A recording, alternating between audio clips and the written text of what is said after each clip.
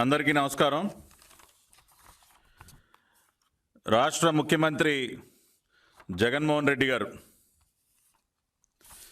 నిన్న చాలా అట్టహాసంగా ఇళ్ల పట్టాల పంపిణీ కార్యక్రమానికి శ్రీకారం చుట్టడం జరిగింది.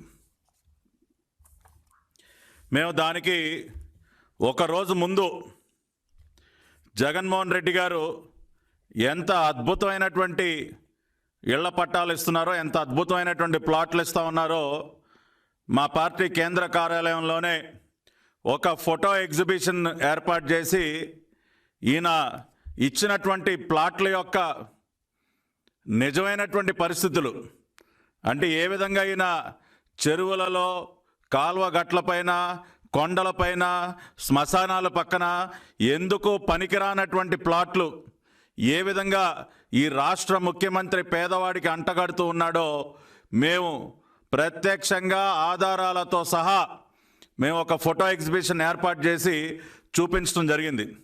మరి అటువంటి దిక్కుమాలిన ప్లాట్లు పంపిణీ కార్యక్రమానికి కూడా మరి భారీ ఎత్తున ఒక సభ ఏర్పాటు చేయటం, జగన్మోహన్ రెడ్డి గారు తానేదో చాలా ఒక గొప్ప పని చేస్తున్నట్టు పెద్ద ఉపన్యాసం ఇవ్వటం కూడా చూసాం.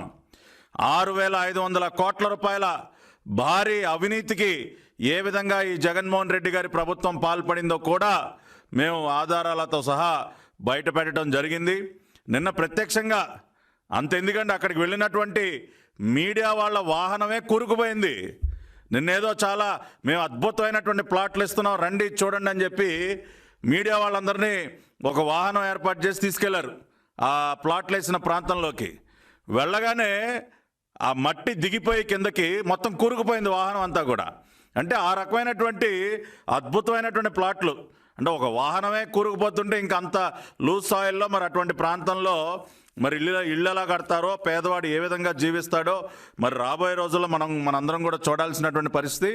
అంటే ఒక పక్కన ఎందుకో పనికిరానటువంటి నాసిరకమైనటువంటి ప్లాట్లు, నివాస యోగ్యం కానటువంటి ప్లాట్లు, ఊళ్ళకి కిలోమీటర్ల అవతల ఒక్కొక్క పట్టణానికి ఊరికి 20 కిలోమీటర్లు, 25 కిలోమీటర్ల అవతల అడవులు నరికేసి అడవుల్లో కొండలపైన ఇస్తున్నటువంటి ఈ ప్లాట్లు, దానిలో జరిగినటువంటి అవినీతి ఒక పక్కన ఉంటే, నిన్న ముఖ్యమంత్రి గారు ఆయన చాలా గొప్ప పని, ఇంకొక గొప్ప పని చేసినట్టు చాలా గొప్పగా, అంటే ఈ ఫుల్ పేజ్ అడ్వర్టైజ్మెంట్లో కూడా రాసుకున్నారులేండి తాటికాయలంత అక్షరాలతో. ఏమని రాసుకున్నారండి? ఏదైతే ఏపీ టిట్కో గృహాలు ఉన్నాయో గతంలో చంద్రబాబు నాయుడు గారి హయాంలో మరి ఆ రోజున పెద్ద ఎత్తున మేము చేపట్టినటువంటి గృహ నిర్మాణం మీ అందరికీ తెలుసు.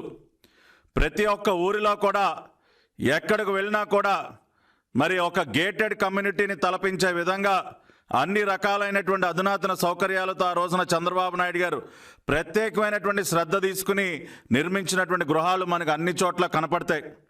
దాదాపుగా మరి వివిధ పథకాల కింద 20,96,000 గృహాలు మేము కేటాయింపు చేసి 2019 మార్చి కల్లా దాదాపు 8 లక్షల గృహాలని పూర్తి చేయటం కూడా జరిగింది. మరి అటువంటి గృహాల్లో మనందరికీ తెలుసు 3 రకాలైనటువంటి కేటగిరీలు మనకి ఆ రోజున నిర్మించి ఇవ్వటం జరిగింది. 300 SFT 300 అడుగులు ఒక కేటగిరీ, 365 అడుగులు ఒక కేటగిరీ, అంతేకాకుండా 430 అడుగులు ఒక కేటగిరీ. అంటే ఈ 3 కేటగిరీస్లో ఇళ్లను నిర్మించి మేము సిద్ధంగా ఉంచాం. సంవత్సరన్నర కాలంగా మరి ఆ ఇళ్లని అర్హులైనటువంటి పేదవారికి ఇవ్వకుండా తొక్కిపెట్టినటువంటి ఘనుడు ఈ రాష్ట్ర ముఖ్యమంత్రి. ఈయన గారు ఎన్నికల ప్రచారంలో భాగంగా ఏం చెప్పారండి? ఏపీ ఇళ్లకు సంబంధించి, ఎన్టీఆర్ గృహాలకు సంబంధించి మేము ఏదైతే నిర్మించామో మీకు రూపాయి ఖర్చు లేకుండా మీరు తీసుకునేటటువంటి ఆ బ్యాంకు రుణాన్ని కూడా పూర్తిగా మాఫీ చేసి నేను రూపాయి ఖర్చు లేకుండా మీకు ఆ గృహాలను అందిస్తాను అని పదే పదే ఎన్నికల ప్రచార సభల్లో చెప్పిన మాట వాస్తవం కాదా? ఆయన చెప్పినటువంటి వీడియోలను కూడా అనేక సార్లు మేము ప్రదర్శించాం. సాక్షాత్తు మా పార్టీ అధ్యక్షులు నారా చంద్రబాబు నాయుడు గారు ఆ వీడియోలను కూడా ప్రదర్శించి చూపించారు. ఎన్నికల్లో పేదవాడితో ఓట్లు వేయించుకోవడం కోసం ఆ రోజున వాళ్ళని మభ్యపెట్టి మీకు రూపాయి ఖర్చు లేకుండా మీరు తీసుకున్నటువంటి ఆ బ్యాంకు రుణాన్ని కూడా పూర్తిగా మాఫీ చేస్తాను, భవిష్యత్తులో ఎటువంటి బ్యాంకు రుణంతో అవసరం లేకుండా ఉచితంగా మీకు ఇళ్లను అందిస్తాను అని చెప్పినటువంటి ఈ పెద్ద మనిషి ఈ రోజున ప్రతి విషయంలో ఏ విధంగా అయితే మడమ తిప్పటం, మాట మార్చటం అలవాటైపోయిందో అదేవిధంగా పేదవాడి ఇళ్ల విషయంగా కూడా మాట తప్పి పేదవాడిని మోసం చేసి ఈ రోజున పెద్ద ఎత్తున దగా చేసినటువంటి పరిస్థితి ఉంటే ఈయన గారు ఏం చెప్తారండి? 365 చదరపు అడుగులకి 430 చదరపు అడుగుల టిట్కో ఇళ్లకు కూడా 50% అంటే లబ్ధిదారుల వాటా సొమ్ములో నేను 50% చెల్లించి 482 కోట్ల రూపాయలు అదనపు సహాయం చేస్తున్నానని చెప్పి అడ్వర్టైజ్మెంట్ వేసుకుంటా ఉన్నాడు ఈయన. అయ్యా జగన్మోహన్ రెడ్డి గారు, మీరు 482 కోట్ల రూపాయలు అదనపు సహాయం ఏమీ చేయట్లేదు. ఇక్కడ గృహ నిర్మాణానికి సంబంధించి మీరు ఎంత పెద్ద ఎత్తున వాళ్ళ రాష్ట్ర ప్రజల్ని, పేదవాళ్ళని మరీ ముఖ్యంగా మోసం చేశారో ఇవాళ నేను లెక్క చెప్తూ ఉన్నా. ఏదో 482 కోట్లు మీరు ఏదో అదనంగా సహాయం చేశారని చెప్తున్నారు. ఇప్పుడు అసలైన లెక్క చెప్తా వినండి. ఈ రోజున మనం చూసినట్లయితే ఏదైతే ఆ రోజున మేము ఎన్టీఆర్ గృహాలు మరి ఏపీ టిట్కో పథకం కింద మేము ఆ రోజున నిర్మించడం జరిగిందో 300 అడుగుల సంబంధించి 300 SFT సంబంధించినటువంటి ఇల్లు ఈయన గారు పదే 2,61,000 ఇల్లు సిద్ధంగా ఉన్నాయని లెక్క చెప్తున్నారు.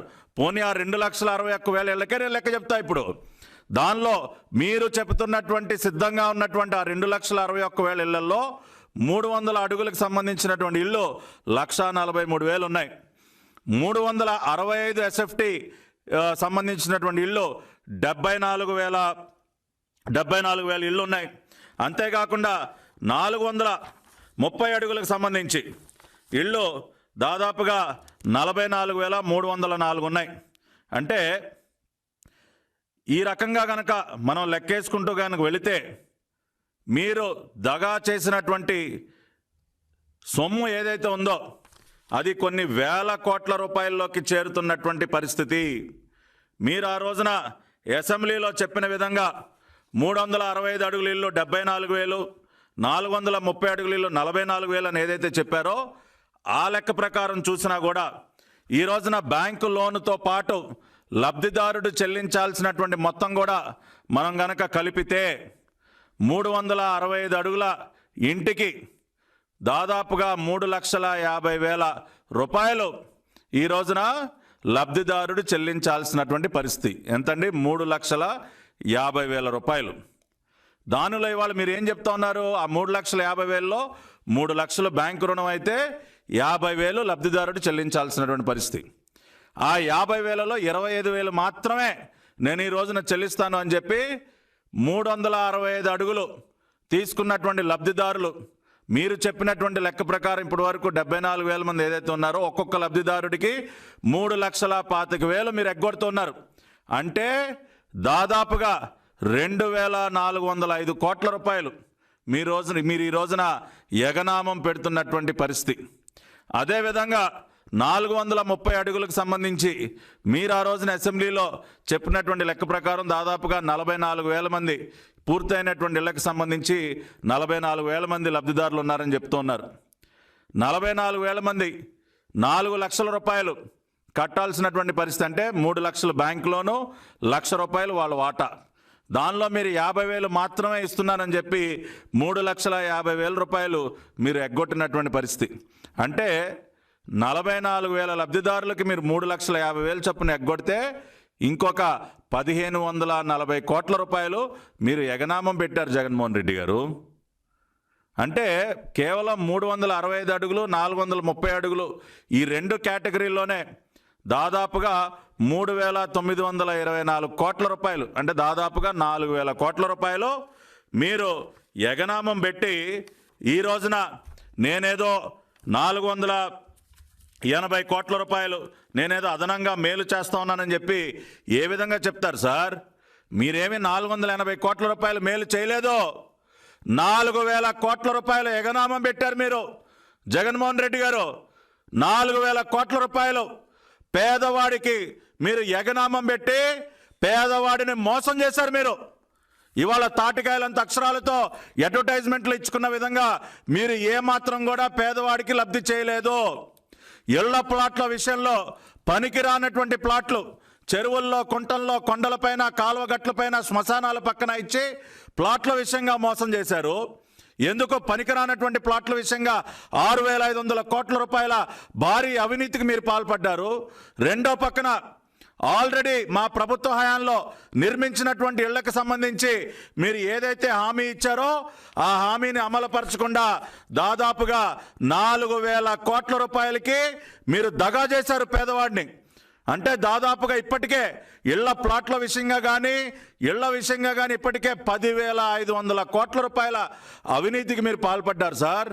అదే తెలుగుదేశం పార్టీ మేనిఫెస్టో చూడండి. ఇక్కడ 2019 మేనిఫెస్టోలో తెలుగుదేశం పార్టీ చాలా స్పష్టంగా పట్టణాలు, నగరాల్లోని గృహ వసతి లేని అర్హులైన పేదలందరికీ బ్యాంకు రుణం లేకుండా మొత్తం ఖర్చును ప్రభుత్వమే భరించి ఉచితంగా గృహాలను కట్టిస్తుంది. ఇప్పటి వరకు పట్టణాలలో పక్కా ఇళ్ల నిర్మాణానికి సంబంధించి లబ్ధిదారులు తీసుకున్న బ్యాంకు రుణాలను మాఫీ చేసి ఆ మొత్తాన్ని కూడా ప్రభుత్వమే చెల్లిస్తుంది అని చెప్పి మా మేనిఫెస్టోలో ఆ రోజున స్పష్టంగా పెట్టాం. తెలుగుదేశం పార్టీ అధికారంలోకి వచ్చుంటే ఈ రోజున 4,000 కోట్ల రూపాయలు పేదవాడికి మేలు జరిగి ఉండేది జగన్మోహన్ రెడ్డి గారు. ఈ రోజున మీరు ఎగనామం పెట్టినటువంటి ఈ 4,000 కోట్ల రూపాయల లబ్ధి చంద్రబాబు నాయుడు గారు ఇచ్చుండేవాళ్ళు ప్రతి పేదవాడికి కూడా. ఆ రకంగా పేదవాడిని దగా చేసినటువంటి మాట వాస్తవం కాదా అని ఈ రోజున అడుగుతున్నా. అసెంబ్లీలో మీరు చెప్పినటువంటి లెక్కల ఆధారంగానే అడుగుతున్నా నేను. ఎన్నికల ప్రచారంలో భాగంగా మీరు హామీ ఇచ్చారా లేదా? ఏపీ టిట్కో హౌసెస్కి సంబంధించి, ఎన్టీఆర్ గృహాలకు సంబంధించి బ్యాంకు రుణం మొత్తం మాఫీ చేస్తాను, ఉచితంగా ఇళ్లను అందజేస్తానని చెప్పి ఆ రోజున ఓట్లు ఎంచుకోవటం కోసం పేదవాడిని దగా చేసి ఈ రోజున 4,000 కోట్ల రూపాయలు ఎగనామం పెడతారా? దీనికి మళ్ళీ ఒక అద్భుతంగా భారీగా ఏర్పాట్లు చేసుకుని బహిరంగ సభలు పెడతారా జగన్మోహన్ రెడ్డి గారు? సమాధానం చెప్పండి. వదిలిపెట్టే ప్రసక్తే లేదు మిమ్మల్ని. 4,000 కోట్ల రూపాయల లబ్ధి చేకూర్చి తీరాల్సిందే, పేదవాడికి దక్కి తీరాల్సిందే. దానిలో రెండో క్వశ్చనే లేదు, రెండో అనుమానమే లేదు. రెండో పక్కన నిన్న మనం చూసినట్లయితే జగన్మోహన్ రెడ్డి గారు ఒక నిజాన్ని అయితే ఒప్పుకున్నారండి. ఏమిటా నిజం? 90% ఇళ్ల ప్లాట్లు మాత్రమే నేను కేటాయించగలుగుతున్నాను, ఇంకొక 10% నా అక్క చెల్లెమ్మలకి ఇవ్వలేకపోతా ఉన్నానని చెప్పారు. ఏది ఈయన మొత్తం ఇవ్వాలనుకున్నటువంటి ఆ 30,76,000 ప్లాట్లలో, ఇంటి ప్లాట్లలో 28,30,000 సుమారుగా నేను మీకు అందించబోతా ఉన్నాను. ఒక 10% ఏదో ఒక 3 లక్షల వరకు నేను ఇవ్వలేకపోతా ఉన్నాను, ఎందుకంటే కోర్టు కేసులు ఉన్నాయమ్మా, అందుకని ఆ 10% ఇవ్వలేకపోతా ఉన్నానని చెప్పారు. అయ్యా జగన్మోహన్ రెడ్డి గారు, మీకు చేతులెత్తి నమస్కారం పెడుతున్నా. మీ జీవితంలో మొదటిసారి ఒక నిజాన్ని అయితే ఒప్పుకున్నారు. ఏంటో తెలుసా నిజం? మొన్నటి వరకు ఓదరగొట్టారు కదా మీ దొంగ పత్రికను అడ్డం పెట్టుకుని, ఏదో తెలుగుదేశం పార్టీ కేసులు వేసేసింది కోర్టుల్లో, అందుకనే నేను ఇళ్ల జాగాలు ఇవ్వలేకపోతా ఉన్నాను, ఇంటి ప్లాట్లు ఇవ్వలేకపోతా ఉన్నానని చెప్పి పదే అరిగిపోయిన గ్రామ్ఫోన్ రికార్డు లాగా తప్పుడు ప్రచారం చేశారు కదా సార్. మరి ఇవాళ 90% నేను ఇస్తున్నానని ఎలా చెప్తా ఉన్నారు? కేవలం 10% ప్లాట్లకు సంబంధించి కోర్టు కేసులు ఉన్నాయని మీరు ఒప్పుకున్నారు కదా. అంటే సంవత్సరం కాలంగా అదిగో సంక్రాంతికి ఇస్తాను, ఇదిగో ఉగాదికి ఇస్తాను, ఇదిగో మా నాన్న జయంతికి ఇస్తాను అని డేట్లు మార్చుకుంటూ దేనికి వచ్చారు సార్? 90% ఇంటి ప్లాట్లు ఇచ్చే అవకాశం ఉన్నా పేదవాడికి ఇవ్వకుండా ఎందుకు తొక్కి పెట్టారు సార్? కేసులు ఉన్నాయని ఎందుకు అబద్ధాలు చెప్పారు మీరు? అందుకనే you are a fake CM.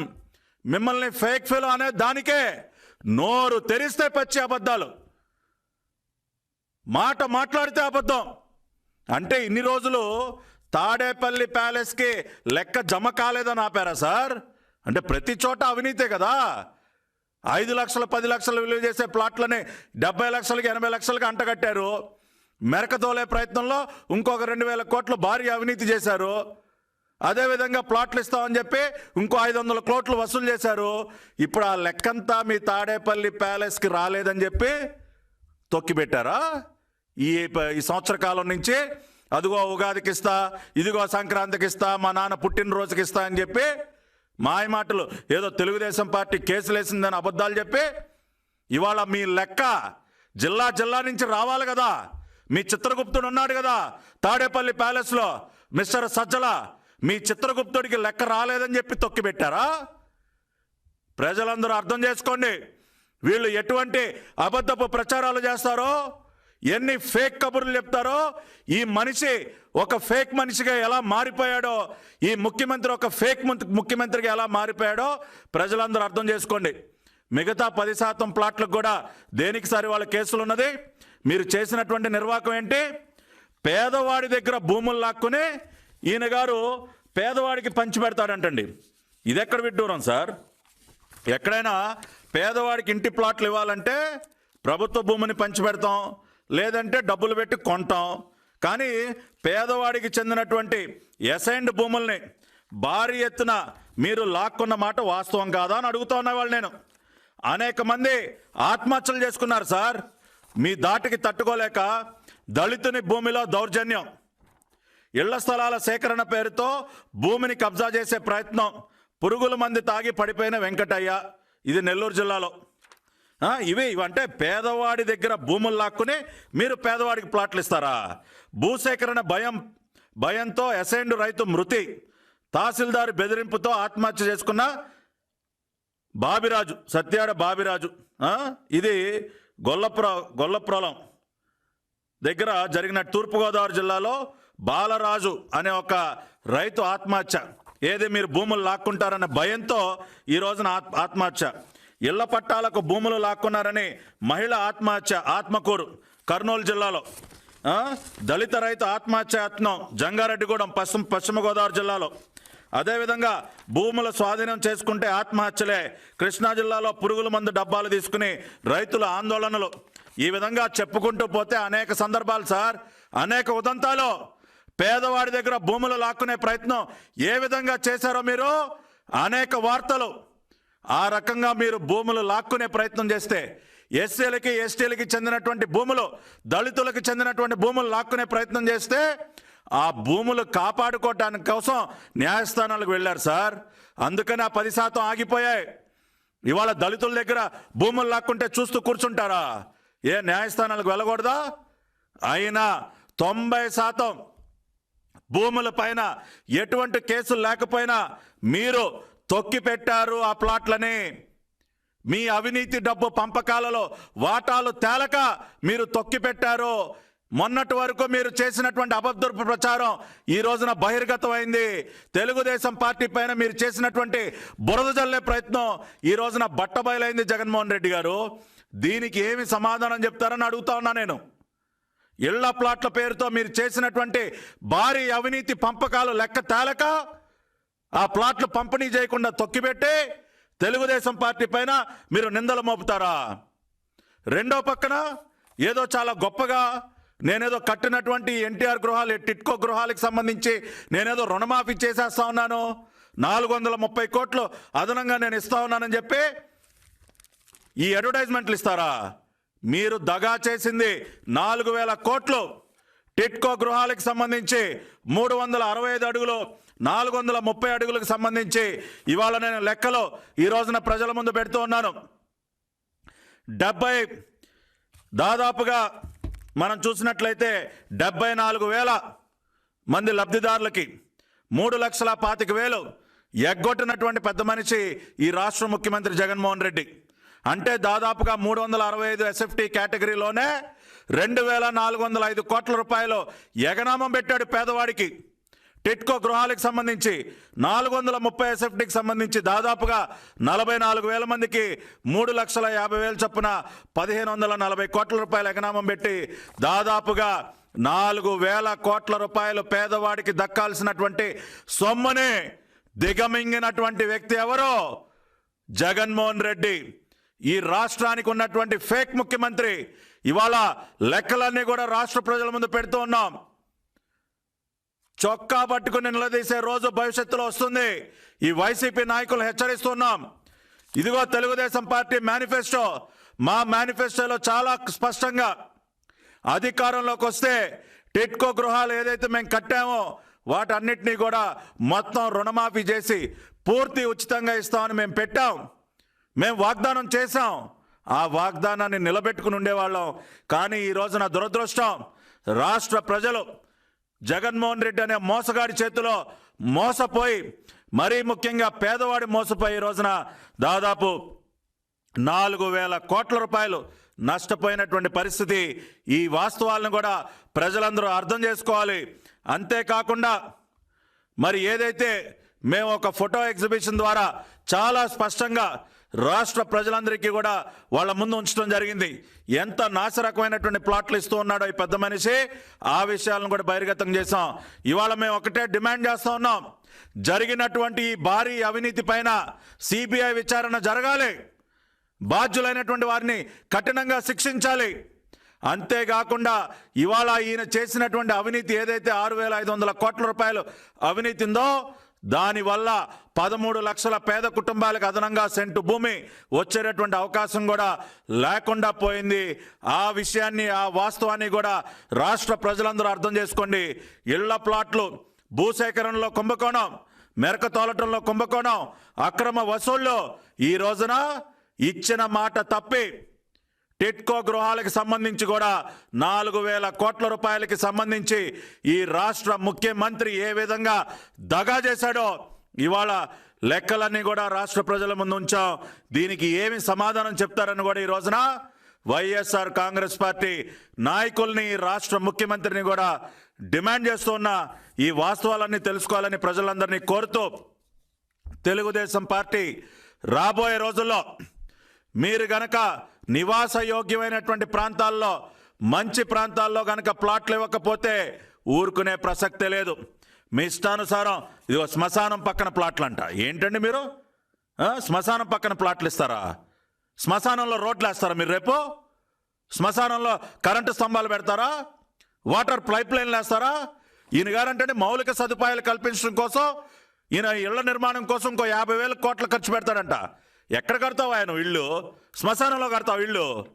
చెరువుల్లో కడతావా? కొండల పైన కడతావా? ఎక్కడ నువ్వు ఇల్లు కట్టేది? మళ్ళీ రేపు ఇంటి నిర్మాణం పేరుతో కూడా మళ్ళీ ఒక పెద్ద స్కామ్కి పాల్పడిపోతా ఉన్నావు నువ్వు. దాదాపుగా మళ్ళీ ఇంకొక 50,000 కోట్లు దిగమింగే ప్రయత్నం చేస్తా ఉన్నావు నువ్వు. కాబట్టి ఈ విషయాలన్నిటిపైన కూడా తెలుగుదేశం పార్టీ అనునిత్యం పేదవాడి పక్షాన పోరాటం చేస్తూనే ఉంటుంది. పేదవాడికి తప్పనిసరిగా ఇళ్ళు ఇచ్చి తీరాల్సిందే. ఇంటి జాగాలు కూడా మంచి ప్రాంతాలలో, నివాసయోగ్యమైనటువంటి ప్రాంతాలలో మీరు ప్లాట్లు ఇవ్వాలి. కానీ శ్మశానాల్లో, కొండల్లో, చెరువుల పైన ఇస్తామంటే చొక్కా కాలర్ పట్టుకుని నిలదీస్తాం. గుర్తుపెట్టుకోండి. వైసీపీ నాయకులందరినీ కూడా హెచ్చరిస్తున్నాం. తెలుగుదేశం పార్టీ పేదవాడి పక్షాన నిలబడుతుంది, మిమ్మల్ని నిలదీస్తుందని కూడా మిమ్మల్ని హెచ్చరిస్తూ ఈ రాష్ట్ర ముఖ్యమంత్రి గారికి కూడా చెప్తున్నాం, ఇటువంటి ఫేక్ కబుర్లు చెప్పడం ఇంకా మానేయండి. మీరు చెప్పేటటువంటి అబద్ధాలన్నిటికి కూడా ఆధారాలతో సహా మా దగ్గర సమాధానాలు ఉన్నాయి. కాబట్టి ఇప్పటికైనా మీ ఫేక్ కబుర్లను కూడా కట్టి పెట్టండి అని చెప్పి రాష్ట్ర ముఖ్యమంత్రి జగన్మోహన్ రెడ్డి గారికి కూడా హెచ్చరిక జారీ చేస్తూ, పేదవాళ్ళందరూ కూడా ఈ వాస్తవాలను, రాష్ట్రంలో ఉన్నటువంటి పేదవాళ్ళందరూ కూడా ఈ వాస్తవాలను తెలుసుకోవాలని మరొకసారి విన్నవిస్తూ సెలవు తీసుకుంటూ ఉన్నాను. నమస్కారం.